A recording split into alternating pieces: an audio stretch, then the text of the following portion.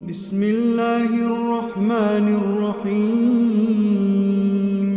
اللہ تعالیٰ نے جب انہیں جنت اور راحت و سکون والی جگہ سے نکال کر مشقت اور محنت والی زندگی مہیا کی تو انہیں اپنی غلطی کا احساس ہوا اور وہ اللہ کی طرف متوجہ ہوئے، جس کا ذکر اللہ تعالیٰ نے قرآن مجید میں یوں فرمایا ہے۔ ترجمہ: کیا میں نے تم کو اس درخت کے پاس جانے سے منع نہیں کیا تھا اور جتا نہیں دیا تھا کہ شیطان تمہارا کھلم کھلا دشمن ہے؟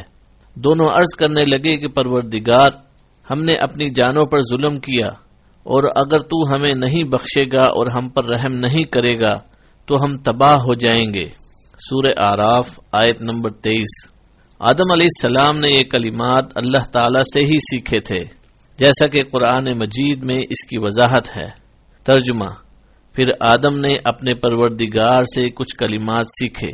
سورہ بقرہ آیت نمبر 37۔ ان الفاظ میں اپنی غلطی کا اعتراف ہے، اللہ کی طرف توجہ ہے، اس کے سامنے عز و نیاز اور تذلل کا اظہار ہے، اور اس مشکل گھڑی میں اللہ تعالیٰ کی طرف محتاجی کا اقرار ہے۔ آدم علیہ السلام کی اولاد میں سے جس شخص کو یہ راز سمجھ میں آ گیا، اس کی دنیا بھی سمجھ جائے گی اور آخرت بھی۔